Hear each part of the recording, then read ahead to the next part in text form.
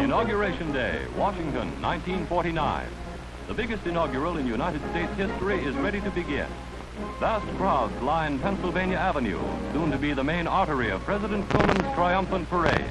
Railroad yards are jammed as more than 500,000 visitors from every state in the Union flock to Washington on this festive Inauguration Day.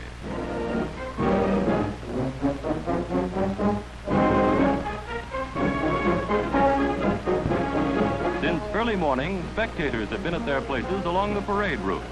Hawkers ply their wares, their pennants and buttons honoring Harry S. Truman, elected President of the United States. Mrs. Truman, daughter Margaret, Alben Barkley's daughter, the Vice President-elect, and the Chief Executive depart for the inaugural ceremony. Mr. Truman, escorted by congressional representatives, leads the procession to the Capitol. The man from Missouri goes to take his oath of office, thus formally recording the greatest political upset in United States history.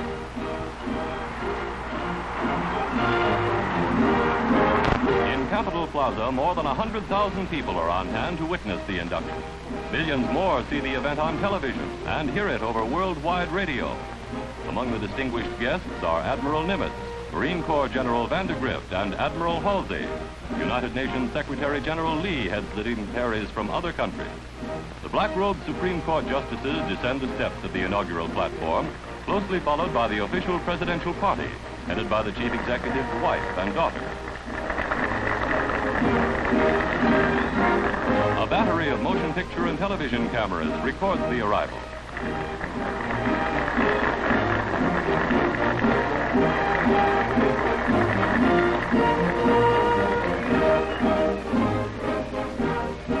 Alben Barkley of Kentucky, a member of Congress for 36 years, has taken his vice presidential oath of office. So help me God.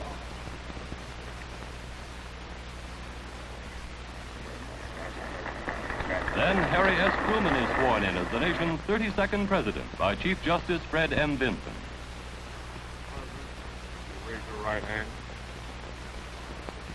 You, Harry S. Truman, do solemnly swear I, Harry S. Truman, do solemnly swear you will faithfully execute the office of President of the United States that I will faithfully execute the office of President of the United States and will, to the best of your ability, and will, to the best of my ability, preserve, protect, and defend the Constitution of the United States. preserve, protect, and defend the Constitution of the United States. So help you God. So help me God.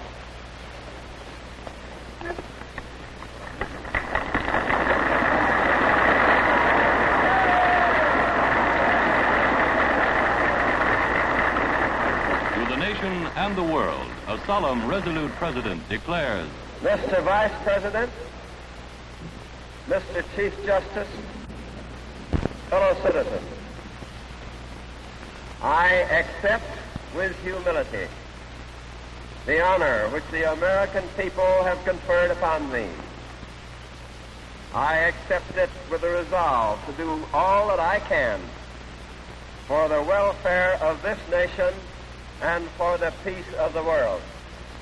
The American people stand firm in the faith which has inspired this nation from the beginning.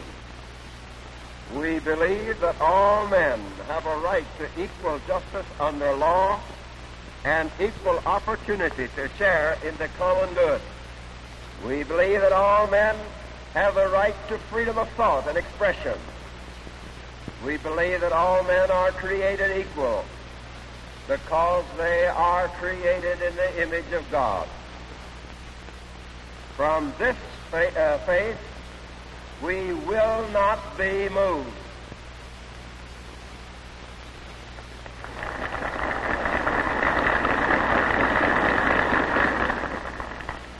The American people desire and are determined to work for a world in which all nations and all peoples are free to govern themselves as they see fit and to achieve a decent and satisfying life. Above all else, our people desire and are determined to work for peace on earth, a just and lasting peace based on genuine agreements freely arrived at by equals. In the pursuit of these aims, the United States and other like-minded nations find themselves directly opposed by a regime with contrary aims and a totally different concept of life. That regime adheres to a false philosophy which purports to offer freedom, security, and greater opportunity to mankind. Misled by that philosophy, many peoples have sacrificed their liberties, only to learn to their sorrow that deceit and mockery, poverty and tyranny are their rewards. That false philosophy is communism. Communism subjects the individual to arrest without lawful cause, punishment without trial, and forced labor as a chattel of the state. It decrees what information he shall receive, what art he shall produce, what leaders he shall follow, and what thoughts he shall think. Democracy is based on the conviction that man has the moral and intellectual capacity as well as the inalienable right to govern himself with reason and justice.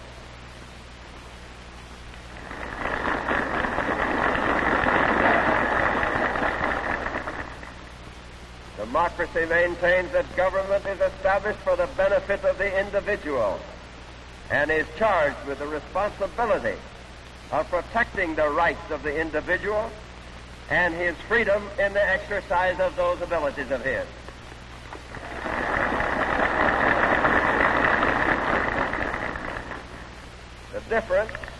The differences between communism and democracy do not concern the United States alone. People everywhere are coming to realize that what is involved is material well-being, human dignity, and the right to believe in and worship God. Since the end of hostilities, the United States has invested its substance and its energy in a great constructive effort to restore peace, stability, and freedom to the world. We have sought no territory. We have imposed our will on none. We have asked for no privileges that we would not extend to others.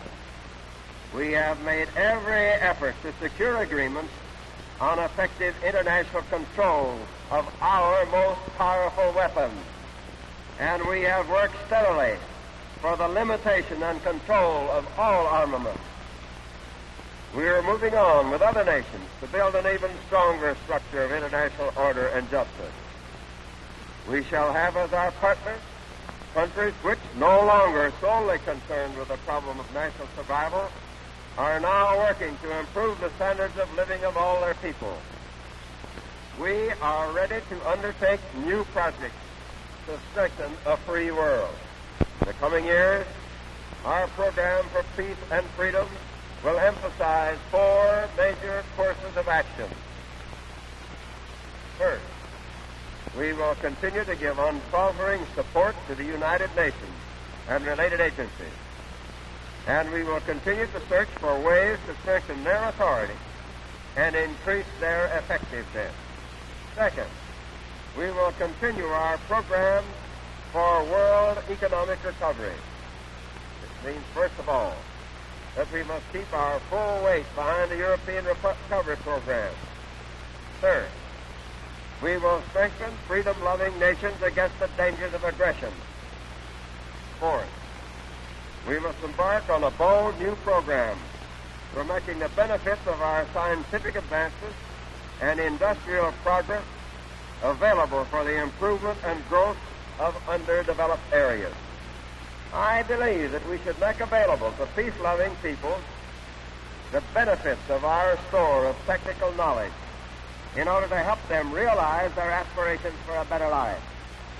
Our aim should be to help the free peoples of the world through their own efforts to produce more food, more clothing, more materials for housing, and more mechanical power to lighten their burdens.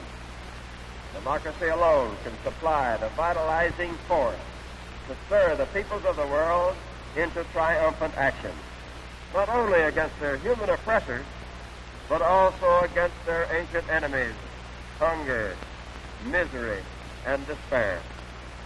In due time, as our stability becomes manifest, as more and more nations come to know the benefits of democracy and to participate in growing abundance, I believe that those countries which now oppose us will abandon their delusions and join with the free nations of the world in a just settlement of international differences.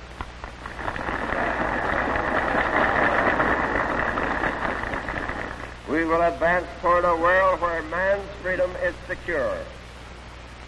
To that end, we will devote our strength, our resources, and our firmness of resolve.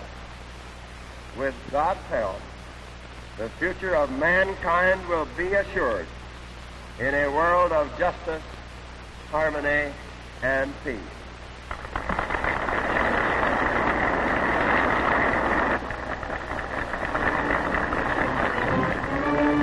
On this sparkling, chill winter day, President Truman leaves Capitol Hill to take his place in the parade to the White House reviewing stand.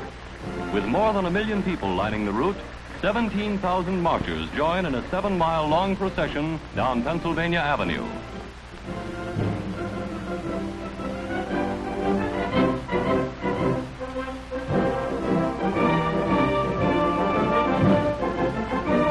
Heading the line of march is the Army Chief of Staff, General Omar Bradley. In this, the greatest parade in the long history of the national capital.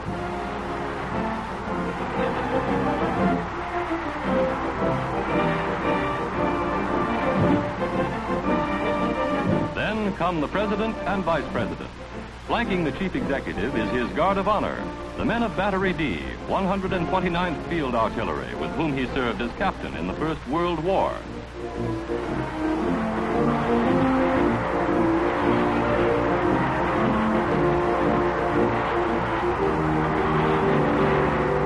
Cabinet members include the Secretary of State, Dean Acheson, and the Attorney General of the United States, Tom Clark.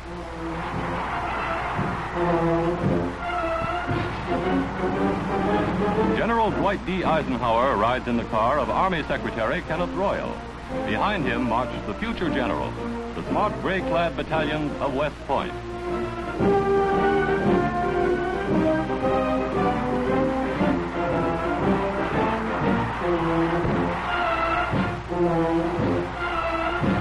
The Brigade of Midshipmen of the United States Naval Academy at Annapolis passes in review.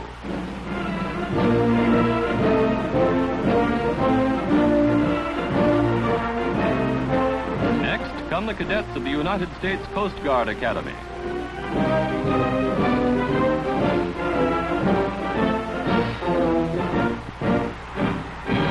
Men of the Marine Corps march down the broad avenue, which today is a parade ground for every branch of the armed services.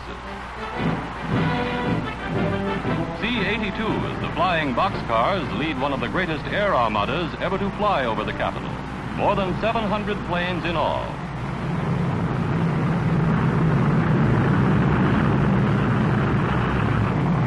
Giant B-36 bombers pass overhead. The parade includes not only the military, but is a panorama of American life. The President's home state of Missouri has several displays. One of them, a wagon drawn by Missouri mules.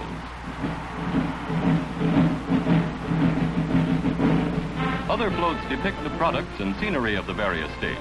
This is Kentucky's, the Vice President's home state. The state of Texas float moves down the avenue.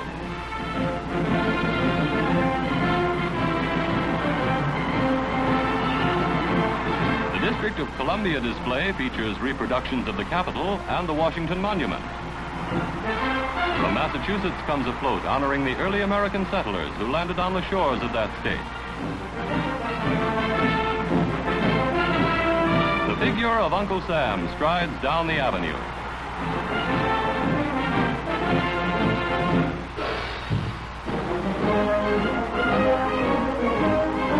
Civic, business, labor, and fraternal organizations representing millions of their members from all over the country participate in the inaugural festivities. Supplying the music are more than 40 bands and many drum and bugle corps.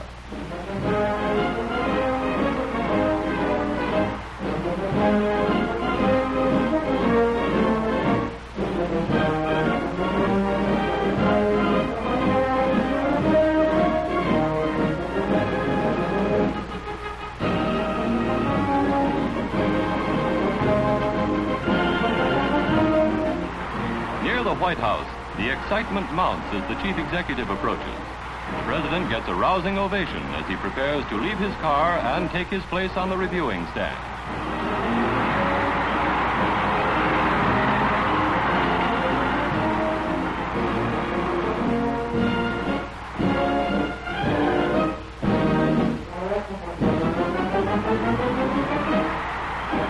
For nearly 3 hours, the president and vice president stand together, acknowledging the plaudits of their countrymen.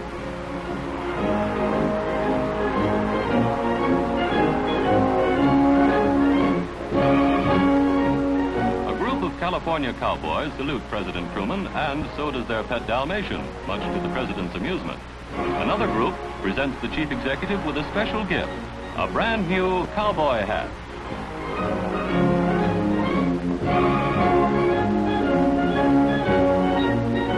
The president is cheered by the citizens of Lamar, Missouri, the town in which he was born. State by state, group by group, people from each of the 48 states of the Union honor Harry S. Truman in this 40th inauguration since George Washington took the oath of office as the nation's first president, nearly 160 years ago.